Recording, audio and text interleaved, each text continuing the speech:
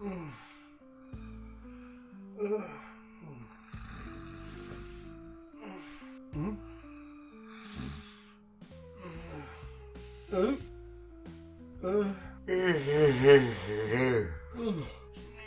you sleep alright? Why does everything look weird? I don't know. What is this? What's going on? I don't know. I really... What? You should see yours. Is it bad? It's really bad. I'm worried that if I take it off, I'm going to take like the top layer of skin with it. Oh gosh, no! I don't know what to do. You go first. Oh, thanks. Okay. No, it seems okay. I don't think it's stuck on. It's okay. Oh, jeez. I think there's something written here. Oh, yeah? Seeking sanctuary, my boss is going to sue me. Seeking sanctuary, my boss has fired me. Oh, right, okay. Oh, yeah, I see. Okay. Well, this keeps happening. I mean, I don't know. I mean, to be fair, it has been a bit of a sausage fest around here. And, you know, a woman's touch might help.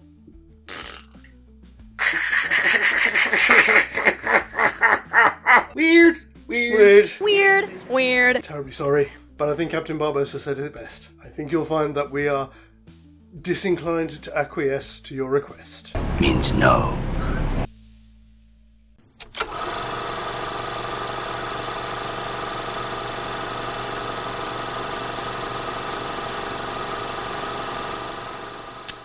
Maybe movies.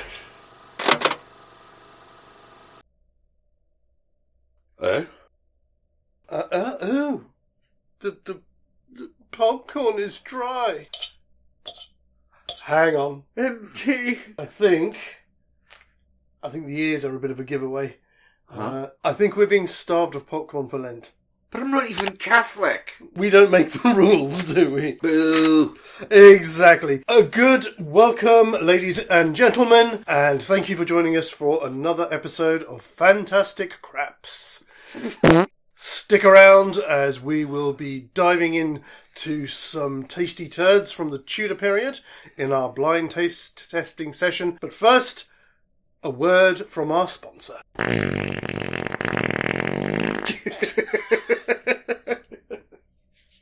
I don't come up with these. No.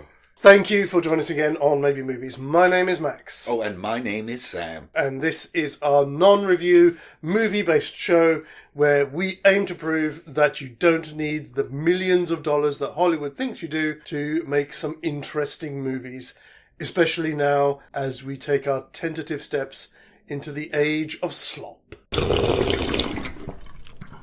Yes, I'm not looking forward to it. Neither am I. Would you prefer the message? I wouldn't go that far. Thank you to everyone, first of all, who has been checking out the channel, checking out the show, the shows, plural. Your support is ever loving. We rehearse these loads. Yeah. Before we dive into this month's shenanigans, we have obviously the business of the poll. Oh, the poll. Yes. If you weren't with us last month, then we were doing, it was a mashup month. It was a blockbuster special with The Mummy. That's the good one, not the shit recent one. Although apparently I'm hearing that The Mummy that we covered might be getting a reboot. Yeah, but it was that and The Fifth Element, which became The Elemental Mummy. We were graced with a guest star in the form of Will Turner. No doubt name for your father, eh? Who's disappeared. They do that? Yeah, we don't. They do. And we ran the poll in all of our usual places. We three Kings of... No, wrong time of year. Wrong feast day. We, Lords of the Theoretical Movie, all voted yes that it definitely was a potential maybe movie. And from the poll, we had a total of 8 votes. For whom the vote was unanimous. 11-0. Oh? Possibly the most resounding success that we've ever had. Yes. The Elemental Mummy is the maybe movie to end all maybe movies. And we'll be here with a fanfare as always. Thank you to everyone who took part in the vote, and please do watch what we're going to be about to do now and have a vote on this one at the end of the month, just for the giggles. I have Critters. And in my corner we have Fiend Without a Face. Oh, I love that film. It's a great movie. It is a fantastic movie, which I was always convinced that they were set in the UK, but it's not. It's set in Canada. Yes, but I'm not convinced that it wasn't filmed in the UK. Really? I was noticing a lot of non-Canadian accents. This is not about diplomacy. There are. Non-American accents as well. Unless they were picking people from Baltimore or something like that. I don't know. I know they've got some odd accents there. I don't know. I mean, yes and no, because I know there is some stock footage in it, but it's mostly the stuff from when they're inside the plane. When they're running the I'm not test. really talking about the stock footage. It's the side characters, the background characters, like the villagers and people like that. Yeah, the farmer and his wife. Yeah. Definitely, they sound Scots. Yes. But then again, when you look at like some of the scenic shots, the landscape it's too grandiose to be the UK. I suppose. Especially like the shots of the mountains and of the forest in the mountains and stuff. Oh right, yeah. So I don't know. I don't know. You don't know. All right, man. I know. All right, lad. I know. Let's get on with it. So yes, let's get on with this. 1958, 1986. They're not far off the run times. You got an hour and 10 and an hour and 22. Let's go with, well, what have you got for Fiend Without a Face, first of all? What have you got for acts? Right, I mean, I was going pretty closely on the times, so it was 25 minutes, 25 minutes, 20 minutes, which seems to work out pretty well. I had the beginning of Act 2 is when he goes back to the army base and starts getting everybody to investigate the professor. Yeah, that's a little bit after when I had it. Where did you have it then? I write down the last scene of Act 1. Oh, right. So they might actually figure in, my last scene for Act 1 is the autopsy, when they say... It's as if some mental vampire were at work. Which is just literally about 15 seconds under 20 minutes. Yeah, okay. But it's about the same place. Yeah. Beginning of Act 3 is when they go, we've got to shut down the reactor. Yes. I think I called it too early. Because I called it Gibbons Comes Home. Oh, yeah, that's quite a bit. That's 40 minutes. Yeah, So that's a bit too early. That's a little bit too early. A little bit longer. Okay. For Critters... Mm-hmm. Similar again, I tried to play it as close to the numbers as I could. I had one of two for the end of Act 1, but I think I know which one I prefer. So the first one I put down was Steak Dinner, when they attack the cow. Oh, right, yeah. But I think actually the one that I put after that was actually Deputy Dining. Yes, Goodbye, Jeff. Yeah. That's what I've got marked as the end of the Act 1. Yeah, which is 29 minutes, or just over 29 minutes. And then for the end of Act 2, Home Invasion, which is 55 minutes, when they properly start attacking the house. Oh, so like the montage. Yeah. Ah, right, okay. I had it just a little bit for earlier than that, but only like a minute or so. They had the last bit of Act 2 being Brad going on with, like, I have a plan. Yes. That's what I thought, well, that sounds like that's a turning point. And then almost immediately afterwards you get the critter montage, so it's only like a minute's difference. Which is the only bit in that film that makes me think of Gremlins. Yes. Well, that's where they put all of their really meta silly stuff, I mean, yeah. there are some other silly bits in there, but that's like, yeah, let's do all the silly stuff. Absolutely. Is it Grover's Bend? Grover's Bend in Kansas. And Winthrop in Manitoba, Canada. I'll get names out of the way because it's sometimes going to be easier to reference things by the new names that we're going to be using. Mm-hmm. Keeping in line with the rhythm of what we've got from the films that we have. Mm-hmm. Fiend Without a Face becomes Critters from Outer Space. Okay. Which seems perfectly reasonable for a 50s film. Uh-huh. Yeah. And this just becomes Fiends. Okay. Yeah, right, okay. Again, we stick to the beats of the titles. Yeah. You know, and try to make them fit. Which one do you want to do first? Right.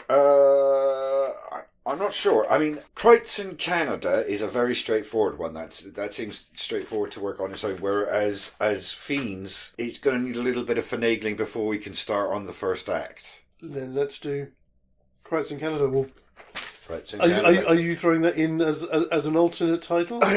well, yeah, I mean the US title or something. Okay, yeah. That's fantastic. I'll have to put that on the thing. What I do also like about this one as well, and there's a potential here to play with these in a way that we don't normally, without actually breaking the rules of what we do. Mm-hmm. Critters is such a homage to the films from the 50s and early 60s. Yes. So there's no reason why Fiends cannot be a homage to Critters from Outer Space. Oh, I see. Okay. Yes. Yeah, even if it's something simple like, at some point in the movie, it's playing on the TV screen in the background. Oh, absolutely. Yes, we've got to be self-referential here, yeah. Fantastic. Bounty hunters are coming with us as well? They very intricately tied to the plot. They don't make a lot of sense in the other story, do they? Okay, so in that case then, so if we're doing that, then obviously, I'm taking it, Professor Walgate will have to go into Fiend. Absolutely, he has to. He is, again, a linchpin of the story. Fantastic. That works, because that then means that the stuff with Jeff researching the Professor, we lose all of that in place of whatever we decide to insert with the bounty hunters. Absolutely, yes. Is there anything else we want to do before we begin? I don't think so. I think this is pretty straightforward. Same. I think that later on, I think there's a couple of things, but I think to get going, I think we can jump straight in. Mm-hmm. So we are now going to start Critters from Outer Space, or Crites in Canada, to give it its US title. We're under normal, maybe movies rules, so as far as possible, following the beats of the plot, making them work with our new antagonist sorry, I meant to do this at the start, in what we are going to now be calling our Spring Shrieker. Okay, yeah. That's Shrieker. We have our One Because movie, in case we need it. Yes. Let's get ready to scumble. Yes. I'm going to say that they're already here. Yeah? Looking at the 50s aesthetic, they would have gone out their way to do all of the stuff in the prison. I think they're already here. Yeah, but surely we're going to at least get a shot of them landing. I mean, that's kind of a trope, isn't it? Or are we saying the budget's too low? Ooh. Interesting. Because it is the thing, you usually get to see the saucer or whatever lowering down behind a model kit. We can do, because I was going to save that because I was going to tie in... No, go on. Well, I was going to tie in a couple of things to later. The first thing I was going to tie into is when they're doing Test Baker. Yes. That's the moment when the bounty hunters arrive. Right. And they pick that up. Right, okay. Yeah. I was going to, again, I was saying a minute ago about replacing the stuff when he's investigating Walgate. Yeah. He goes back to look at earlier tests and picks up the Crites when they arrived during an earlier test. Okay, that's great. So, yeah, that's great. Yeah? So that way we can still keep the same opening where somebody gets attacked and somebody dies right off the bat before we even get to the opening credits. Right. Okay, yes. Yeah, okay. But then when you said that, it was like, but that could also work. Her brother being out in the forest, seeing the ship land would also work as well. That's what confused me. So I don't know which way to go. Okay, he could still be the first victim. He could still be the first victim. Maybe he dies something like the radioactive exhaust from the engines. That's what kills him. Well, okay. Which could be a bit of a blind, because obviously he's died from a radioactive cause, which would then drum up animosity for the base. Go on, and have a star there. That's fantastic. Good foreshadowing. Cool. And you can have one as well, because I wouldn't have thought of it if you hadn't have come up and said we should have them landing at that point. Okay, thank you. I'll take that. I'll take that. He's going to take that and party. No, I'm not. And I never did. That works. So then we still get the guard. We still get her brother being killed. So we get the whole, is it natural causes? Who's got the body? Yes. That part is going to kind of continue as it would have done. So it's going to be Test Baker that's going to change everything, isn't it? Everything will go fine up until Test Baker, up until the Adams, isn't it? It's Ben and Amelia Adams is the farmer and his wife. Oh, thank you. I knew it was Adams, but that was it. Yeah. The only reason that I noticed that it was Amelia is that the woman who wrote the original story that the screenplay is based off is Amelia Reynolds something. Oh, right. I just picked it up when I was watching it earlier. Yeah, I mean, this part going to run on rails. It all comes down to Test Baker. This is where things are going to start to go off in a different direction. Where we get to more power.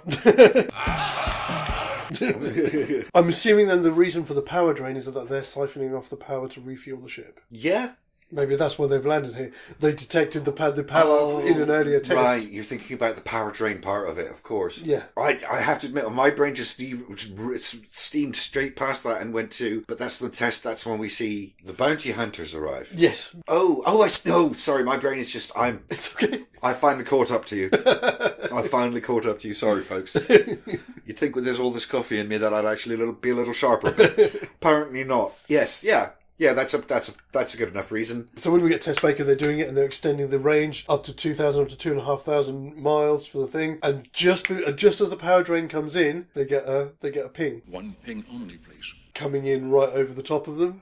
Oh, right, okay, yeah. And then the power drain, and then they lose it, and maybe they have to go and like scramble some jets up there, or whatever. Yeah, something like that. There would be a sudden scurry of movement in a military style, which is fantastic because we can then figure that into. I know it's not just yet, but when we get to the funeral, so it's rather than the jets coming back, it's the jets being scrambled to go and find out what's going on. Well, you say that, but the funeral's next. Funeral is next, but obviously we have the Adamses first. Well, the funeral and the Adamses are happening at the same time. Oh yes, of course and then it does. Goes back to the funeral. Yes, it does. Yes, it does. With the Adamses, that's going to be the same. It's just they're going to get munched. They are going to get munched. Yes. I'd forgotten about the darts. The quills. Yeah. The quills. Yeah. Yeah. So that's going to make that so much so much better. So much better. So much easier for them. Yeah, of course. So we can still get the bit with Ben trying to stab him with a pitchfork. Yeah, absolutely. Yeah. Rolling out the way. Yeah. Because we are in a 50s film here. Are we going to have them for this part, the critters for this part still kind of, we don't really get a good look at them? No, if we're going to play into the 50s trope, no, you wouldn't see them. It'd probably be POV shots and stuff. Yes. It's probably what we'd get. And then the hay moving around. Maybe a claw or some teeth, but that would be it. Yeah, otherwise they're moving around under the hay and stuff. Yeah, exactly. Watching them do that, yeah. Yeah, exactly, yeah. Tricks and trade. Yeah. Tricks of the trade. That happens. Now, autopsy. Things are going to get weird. Weird. So when news travels fast when Gibbons turns up almost immediately after we see that scene at the funeral to say they've been killed. Mm-hmm. That's going to be the same. So that means then the autopsy on the Adams, we can change that ever so slightly, where they say, well, we want to do an autopsy on the Adams bodies because Dr. Bradley is saying that the cause of death for Barbara's brother is radiation poisoning. And we want to prove that that's not the case here in this, so that's how they get hold of the Adams' bodies for the military to do their autopsy. Right. That's when they find these are strange bite marks. They're not made. So we'll have to say Dr. Bradley is also the vet or something. Or they call it. Right. Yeah. These bite marks weren't made. So basically, we're going to have the equivalent of it was a boat propeller. Boat propeller? Yes. Yes. Sorry, that's no shark attack. That was a boat propeller. Yes. Absolutely. Oh yeah. Absolutely. Yes. Oh, thank you. Yeah, that's like no animal we've ever seen in these parts. It's a beaver. But in doing so, they find a quill. Okay, yeah. And that would be our act one. Yep. Nice. Someone's pulled. Well, if that's your type, that's your type. Well, yeah, I suppose somebody has to. But she's not staying over. Oh, no. No sleepovers for you.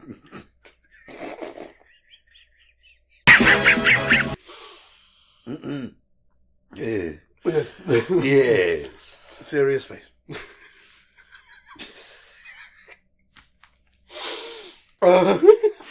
So from that we get to Barbara in the buff. Yes, Barbara in the buff, yes.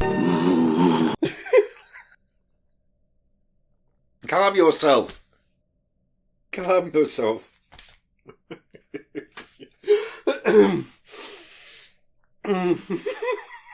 Oh, this has really got you, hasn't it?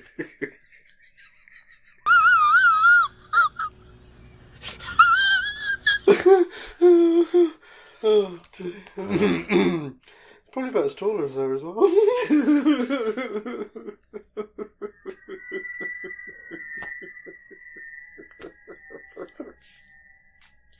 Stop it. Stop it. So this is where we're going to run into a problem. Yes. I think this is our first problem, because we don't have the principles of thought control. And exactly. I'm wondering then, I don't know if this might be our Because movie, but do we need to insert our bounty hunters here? Because they've arrived, we know they've arrived, but we haven't done anything with them yet. I feel like we have to, because otherwise we're stuck. We're stuck. Mm-hmm. I think, and we need something to happen, so let's make something happen. Okay, but who are they impersonating? That's the thing. Oh, God, I didn't think about this. Yeah, that was the other thing I didn't realise, obviously, because I think it had only been once before that I'd seen Critters, that it's got Neelix in it, hasn't it? Yes, it does, Yeah, yes. Ethan Phillips, yeah. One of the few times you get to see what he actually looks like. Yes, exactly, yeah. These people are natural-born idiots, if you ask me. So do we need to insert a scene here where the bounty hunters arrive, probably just going to be like a silver stocking over their faces? Cause it's Something like that, yeah, of course it is, yeah. And so she's trying to hide them in the house when Jeff arrives? Oh.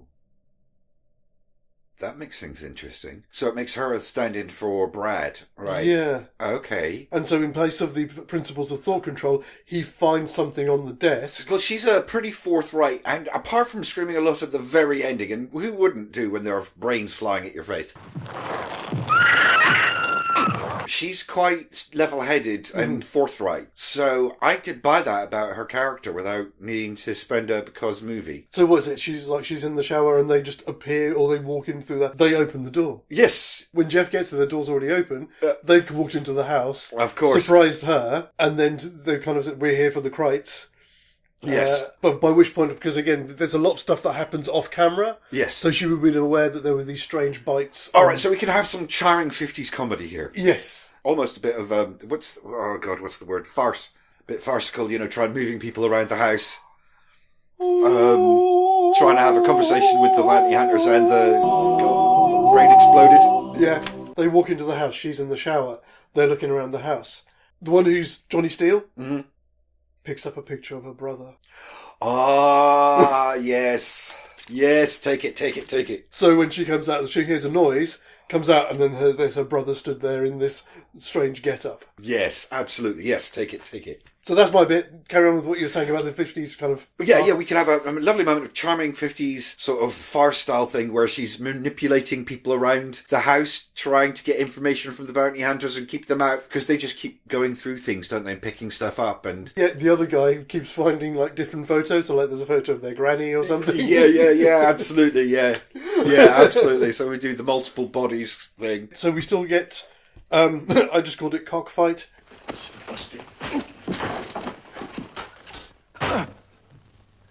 When Gibbons turns up. Oh, right. Okay, that changes the context of that, but you're right, yeah. Obviously, Gibbons fancies his chances. Mm-hmm. Oh, absolutely, yeah. Never rub another man's rhubarb. Do we end it the way it ends in the original with her kicking them out? Well, we know that she kicks out Jeff. We don't know if she doesn't kick out Gibbons. I think because with what we've changed now, yeah it's going to be, like, if you're going to do that, do it outside. Get out of my house. Yeah. Which then leaves her inside with the bounty hunters. Yeah, because we can even get a moment when that goes on where they think they have to intervene. Like, you just see, like, the crack of the door, you see the gun come up and she's like, no. Yeah.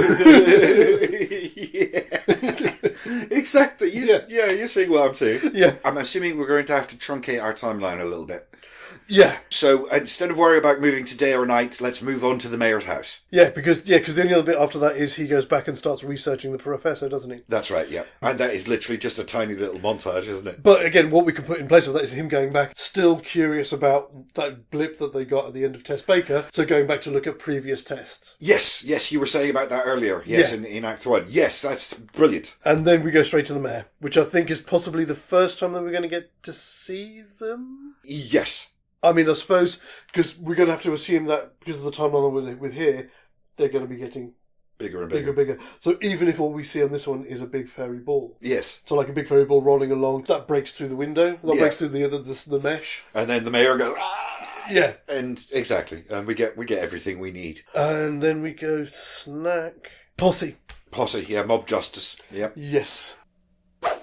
Again, that for the most part is going to be the same when they go out, because then we would have had all the information from the FBI on Walgate, and then going to visit the initial visit to him. Which we're going to again replace that with him spotting the blip on the previous test. Right, I was going to say, I thought we were going to have that earlier when he was doing, where we were replacing the studying about Westgate. Oh, I was going to run it through. So that's him initially going to get the information to start researching, and this is where we get to see the results of his research. I have to admit, I was thinking of jumping ahead. Okay. In that he's poring over survey maps and comparing them to the radar charts. Trying to find out where this thing's at. Yeah. Yeah? Yeah, that makes sense. Yeah. And I'm thinking he's going to figure out where at least one of them is.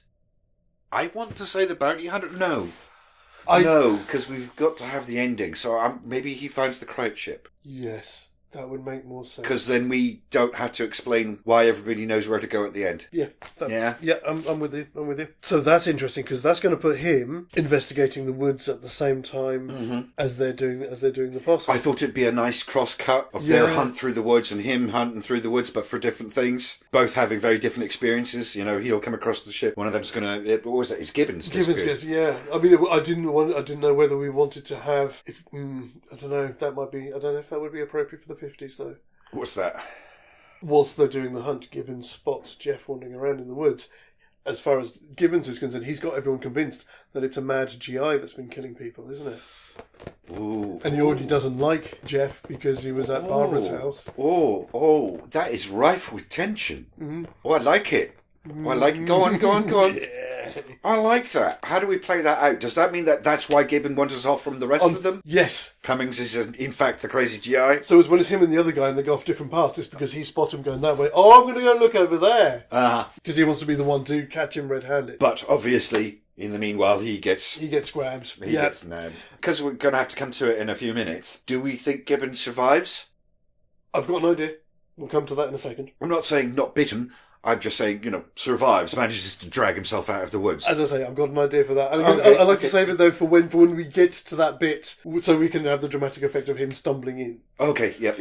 Obviously, the big thing that is going to change all of this, though, is if Jeff does find the Kraut's ship. Yes. Because that's hard evidence. So I'm guessing the military's going to move in, they're going to cordon off the area. I don't know, I'm thinking, what's the military response going to be to finding a spaceship? Because let me think, because we have to go back to the woods. Because this doesn't necessarily directly have to be Major Cummings or any of the main characters, but it could be, some cutaways. Yes, because obviously, because the Major goes to the town meeting, doesn't he? Yeah. I don't know.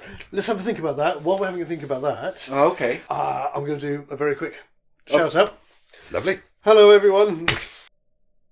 Yeah, so doing our usual shout out as we tend to do on these episodes. This one is actually for a couple of fellow YouTubers who probably need little support from us. I'm not sure it's going to really do much for their already prolific careers, as it were. But at the same time, they are a couple of great YouTubers doing some great things as well, and that would be The Critical Drinker and also Mauler. Kind of doing this one for them because we've managed to scrape together some pennies and pledge to their Kickstarter that they've got going at the moment for the next stage in creating their own films after the proof of concept for the, I'm sure it's Ryan Drake? I want to say Ryan. I should know this, I'm sorry. But they're doing another Kickstarter at the moment for they've got 3 shorts planned around those characters, as well as a standalone short written by Mauler, which apparently is going to feature Jason Fleming. Oh, nice. Yeah, and they're also offering the opportunity, if you are a writer, for the possibility to get your own work on their list of projects as well. So do check it out on Kickstarter. There'll be a link below. They've actually already reached their target, so well done, guys. And so everything else that they get is now gravy. It's all gravy, baby. It is all gravy, baby. And we're proud to be in the mix there. With them as well. Indeed. Best of luck with everything that's going on, guys. Do we want to bring the captain in a bit earlier and have him being the one to find the ship? You mean the captain who dies pointlessly really quickly at the end? Not him. No. Oh, you're talking about Captain Carson, is it? Chester. Chester, yeah. No, because I was thinking, no, that doesn't work. No, it doesn't work. That undermines exactly what I said earlier. So Oh right. Oh okay. All right. Yeah. Strike that. Reverse it. I mean,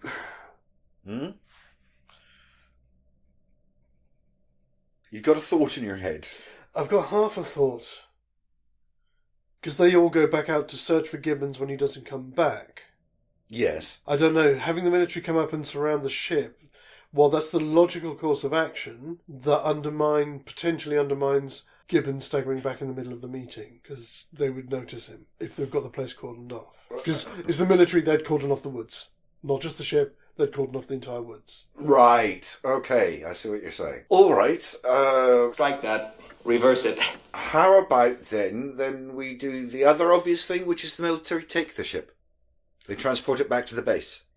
Yeah? So we're going to say that, and there's... Which then forces the Krites to come to the base to try and pick up the ship. That works. Which kind of gives us an easy into one of our potential endings. Yes. If you know what I mean. I think I do. Fantastic. So, yeah, they come and pick up the thing, but obviously they have to keep it under wraps. Yeah, absolutely. Yeah, nobody knows anything outside of these guys, which then still means that with all of the stuff with Gibbons gone, them going looking for him, and the town council meeting, all still runs the same. Yep. What I was going to suggest was during the meeting, with regards to Gibbons turning back in, they hear the door bursts open, he kind of staggers in, and kind of falls, and as he turns... There's just a massive bite out the back of his head. Oh. So there's a huge chunk of his brain missing. Oh, right. So you still get the same thing. Yeah. It's just a bit more visceral. Yeah. Okay, so he's still... Yeah. Yeah, okay, yeah, I get it, yeah. Yeah. You've probably got to have some quills sticking out of his face as well. Oh, yes. I love that. Because it's like because maybe he's one of those rare people that's immune to it. And so they kept quilling him. Yeah. And then, and then he turns over and Yeah. turns around in the hole in the back of his head. Yeah. Because that's right. what I called the end of Act 2, but you went a bit further, didn't you? Yeah, I did. But you know what? Looking at it, this is all stuff that doesn't count. Because this is when he follows the professor to the cemetery, gets locked in the crypt, all that stuff. So yeah, we can afford to lose all of that, and we can leap. I think we've ignored our bounty hunters for too long. We have. So I think we need to make them cause a bit of damage somewhere. Yes. Yeah, that makes sense. So let's start Act 3 then with them. Okay, yeah, cool. Instead. Okay, cool. Okay, so that's the end of our act. Yeah.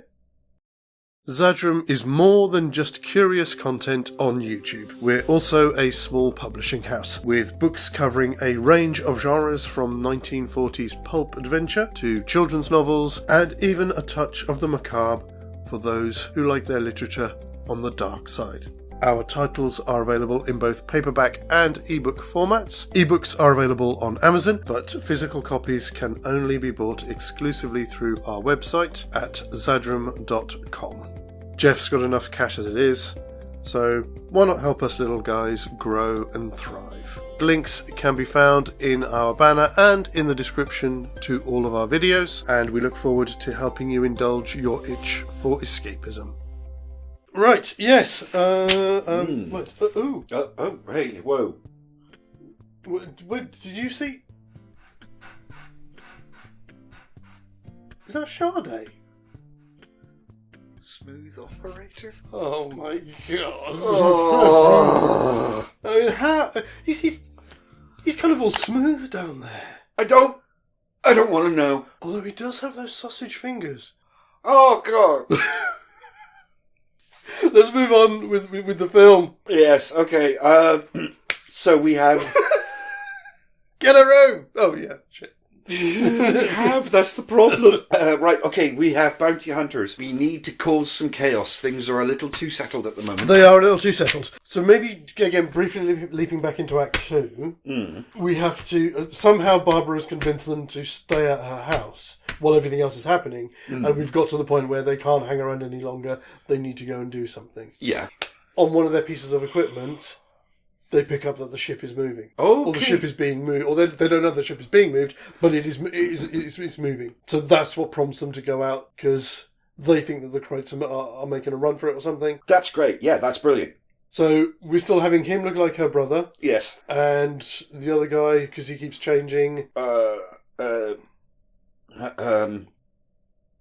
He copied a dead guy in the first film, so maybe he ends up copying Gibbons.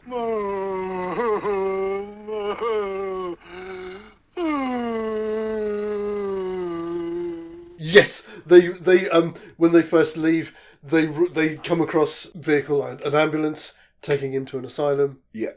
And so, yeah, because he's been touched by the Krites or whatever. Yeah. There's trace elements of their DNA. Of course, we're skipping over this. This is all to be much more violent. They'll be blowing stuff up. But it's the 50s, so, yeah. Yeah. So, we might get some rudimentary kind of light effect, like special effects with it. Yeah, you know. But, yeah, it's all very clean. It's blowing up a model car with a firecracker. Yeah. Yeah, that kind of thing, yeah. And then that kind of like beep. As a beam weapon, but it's all pretty much bloodless. Yeah. And even in Critters, it is pretty bloodless. They just blow stuff up. Yeah. All the time. If you actually watch, the only thing they actually shoot is Krites. Yes. So that will cover up the whole bit with the cemetery. Yes. So this is where we start getting into the sticky bit, because we now need to this is where draw everything together. So we're saying that the Krites were away from the ship at the time when they came and picked it up. Absolutely. So they'll be running chaos throughout the town. Right. Okay. See, this is the thing. Do we want them attacking the town, or do we want them attacking the house, like at the end? Well, they'll be attacking the airbase, won't they? Oh, of course they'll be attacking. Because that's where the ship is. Because that ties in equally well with Critters, because Critters, they never attack the town. They don't attack the town till the second film. That makes sense that they converge on the airbase, and that means then we can have a siege at the airbase. So you've got the military trying to hold them off, while we can still do, following on from what we've already done at the start of Act 3, the bounty hunters creating a bit of havoc they're the ones creating the havoc in the town.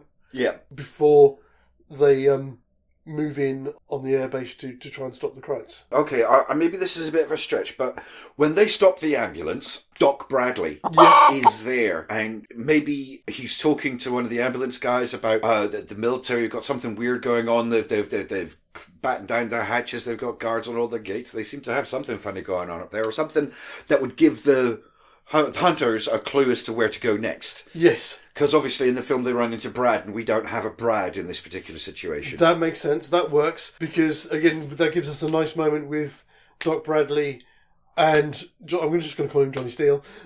Yeah. Because he knows that Barbara's brother's dead. He did the autopsy on him. Of course he did. Yeah. So to see him standing there so we can have another comedy moment. And yes. Yeah, all that good stuff. So what we should then have while they're doing this, and while when he's taking the face of Gibbons... They get attacked by a Krite, and the bounty hunters kill the Krite. So that's why Doc Bradley knows that they're on the same side.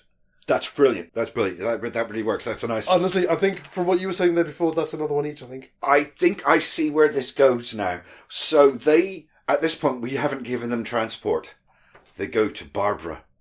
Airbase. Where is Airbase? Yes, and she takes them. Which puts everybody where we need them to be. Take another one, because that puts her in peril as well. Yeah. Perfect. I think that puts everybody where we need them to be. Yes. Oof. That's my other dog imitation. We can still lose the military guy who was eating the sandwich earlier in Act 1. Yeah. Because you'll get attacked by Mondo Huge. Yeah. Oh, yeah, we're in third act now, so it's time to pull the shades away and let everybody see our monsters. Oh, yes. And then you get this huge one. Yes. Just rolls straight through the fence. Yeah. Yes. You can have them trying to scramble the aircraft. Absolutely, yeah. We can have a lot of fun with this. Oh, yes. Because it's a military base they're laying siege to. We have weaponry. This is going to get even better. When the bounty hunters turn up, it's a dead man and a lunatic. So they're going to start taking pot shots at them. Unless we stage it in such a way that they appear and save some of the soldiers. I think we can have our cake and eat it. Mm-hmm. We can have the guards do what you were saying, start shooting at them, but they're going to pull a unit. Oh, okay. Yeah? Just doesn't do anything. Doesn't do anything. Shot for the wings there. 5 rounds rapid.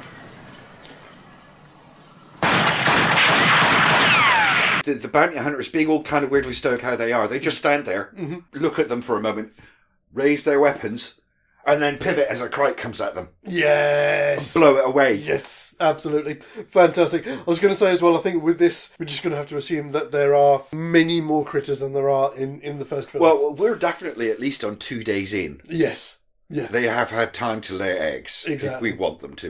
I think so. Yeah. Because there's so many Yeah, of and those... there's a lot of soldiers. So this is a military base. Exactly, and Yeah. just because there's so many fiends at the end of that film, because by the look of it, they downplay it so much, they take out the military base, because when Jeff goes back there, the guards on the gate are dead. Yeah, I never noticed that before. Yeah, there are loads of them. Even when you see all the ones being shot, there's like 30 of them Yeah, get shot, and they're still coming and coming and coming. And it's like, so we can bloody hell. afford to throw more in there. Absolutely, yes. Let's have some fun with it. So are we saying then that they've not been able to get into the ship? This is where it gets tricksy.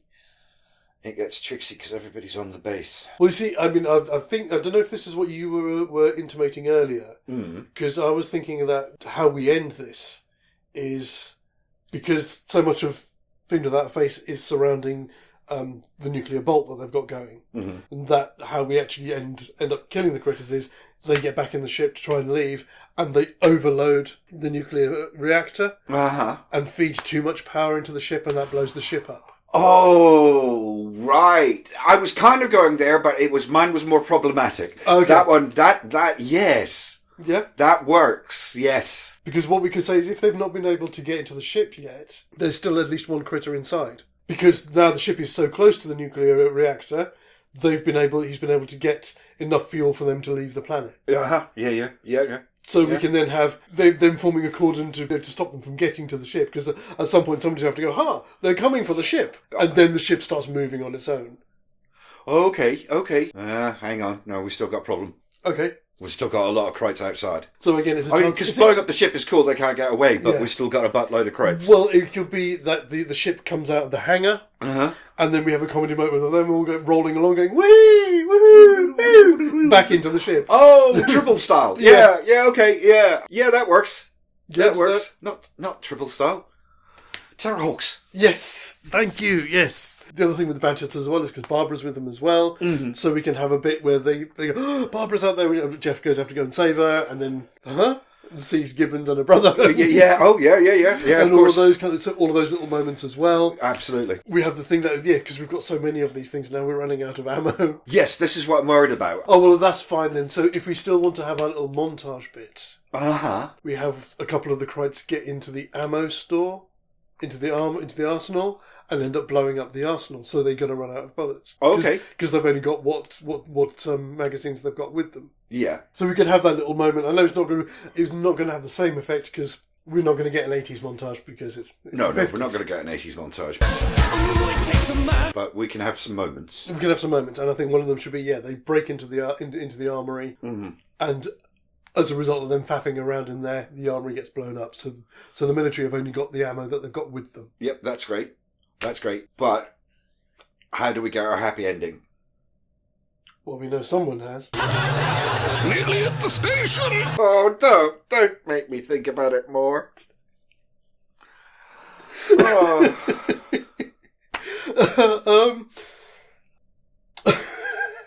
I'm not angry. I'm just disappointed. Yeah. Is this what it feels like to be a parent? I think so. Oh, God. Help me. We've got our ending. We've got a great conflict, and there's some tension here. But we've got to find a bow to wrap it up with. How do we finish this? Well, I thought again the final thing. Sorry, the final kind of moment I want to put in would be somebody jumps into one of the jet fighters, and they may not be able to get them to take off, but at least taxis them round so they can use the guns on the jet fighter. Oh, right. To mow down a load of critters. Okay, yeah. Or maybe it's attacking the ship, and so it's stopping the ship taking off, because at this point they've figured out, the ship wasn't doing anything, but now it's fully charged. So this is when they realise they must be it's the power drain. That's when they put the two and two together. Absolutely, yes. And then, obviously, I'm assuming it's going to be Major Cummings is going to do the heroic moment, just like he does into original. So we can have him rush in there, because the other guy... is it Peterson? Is it who's the guy in the radiation suit who talks to a couple of times? Who's in the room? Oh God, I didn't catch his name here. Yeah. So trying to get hold of him, but while he's talking to him, he gets attacked by a critter. Yes. Or he gets attacked. So that's where Cummings has to go and be the manly man and do the thing himself. Yes. And turn it all up to 11 or whatever. Yeah, absolutely. Yeah. Ship go boom. Mm-hmm. We have our happy ending. We do. The bounty hunters leave. Do we pull the same trick that they did at the end of the first movie and put everything back? Or do we just leave it as a bit of a mess. I think that might be a bit too meta for the 50s. It might be. I mean, I think they could have done it, but I don't know if they would have done it. No, I think they're still very much, you're still very much post-war years. The shit that happened. Yes, that's a very good point. Yeah. No, you're right. So we're going to leave them with the mess. Yep, that's fair enough. But everybody lived. Yes. Except the people who didn't. And, of course, in the Adams barn. And that's our movie. That is our movie. Okay. That was surprisingly simple for a change. It was surprisingly simple, yes. But as you say, I think the next one has a few issues, but I might... Well, the major one, I think I've got an idea for how it could work. And I think it'll be a through line that will make everything else slot into place, I think. Good. Glad to hear it. But you're going to have to wait until next week for that one. That is it from us. So we will be back at the same time next week with Fiends. A 80s homage to 50s horror films. Funny, that. Funny. But until then, please do have a wonderful weekend. Have a brilliant start to next week. We will see you on Friday. Take care. As always, guys, TTFN. Ba ba ba ba ba ba ba ba ba ba ba ba ba ba.